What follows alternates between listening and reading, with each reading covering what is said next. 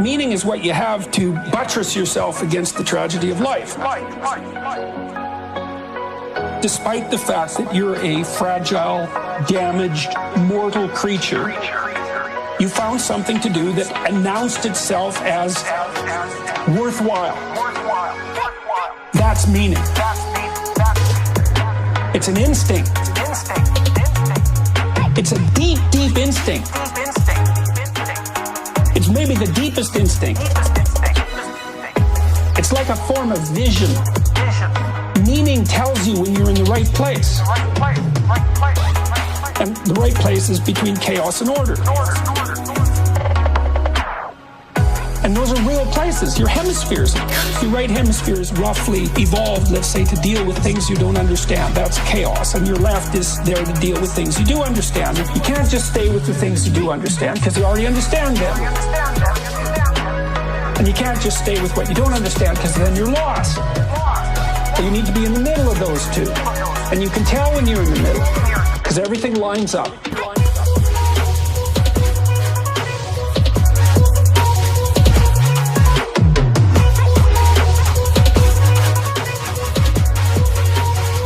Everything lines up.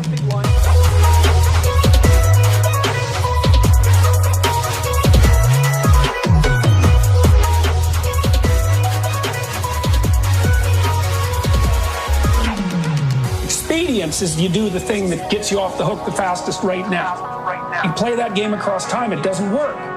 It sends you down. Because you're sacrificing the future for the present. Meaning doesn't do that. Meaning says, I'm here where I should be. And you can't tell why. It's just that everything is right. You get this physiological sense. Right place, right time.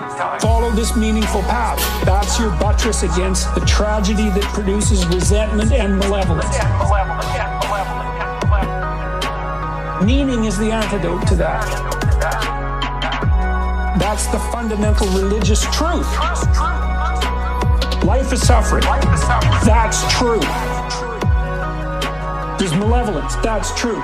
Meaning is the antidote to that. Yes. People say, well, meaning isn't real. It's like, no, that's wrong. It's actually the most real thing. It might even be more real than suffering and evil.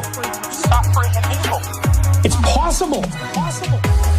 This isn't a metaphysical assumption that I'm making. And you do feel it. You feel it in your body. It's not just a mental thing. It's not an idea.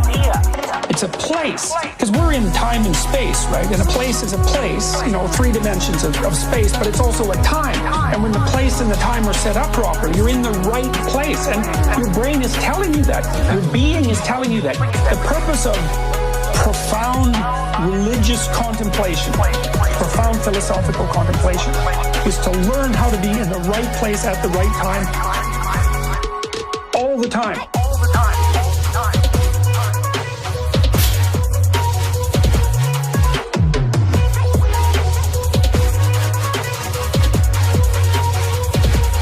All the time.